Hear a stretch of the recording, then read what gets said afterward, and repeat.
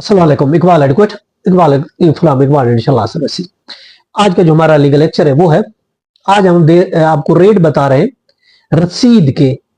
Payment, अगर कोई आपको पेमेंट करता है तो पेमेंट की आप जो रसीद इशू करते हैं उसमें कितने का रसीदी टिकट लगेगा, यानी स्टैम्प ड्यूटी कितनी आपको पे करेगी कोई अगर पेमेंट की रसीद देते हैं। सिंध फाइनेंस एक्ट 2024 के मुताबिक आपको जो रसीद इश्यू करनी है उसके लिए अगर 50,000 रुपए कम से कम, अंडर 50,000 है, 50,000 तक की अगर कोई रसीद पेमेंट की रसीद इश्यू करेंगे तो उस पर 10 रुपए की रसीदी टिकट यानी स्टैम्प ड्यूटी लगेगी। और इसी तरीके से अगर 50,000 से लेकर 2 लाख तक की पेमेंट की अगर रसीद आप इश्यू करते हैं तो रसीदी टिकट लगेगी 20 रुपए की।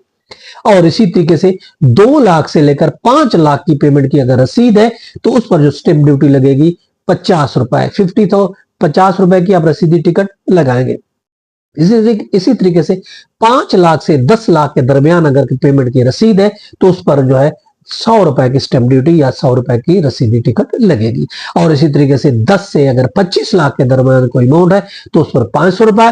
और इसी तरह 25 लाख से 50 लाख की अगर पेमेंट की रसीद अगर आप इशू करेंगे तो उस पर जो स्टैम्प ड्यूटी लगेगी, रसीदी टिकट लगेगी 1,000 रुपए की लगेगी।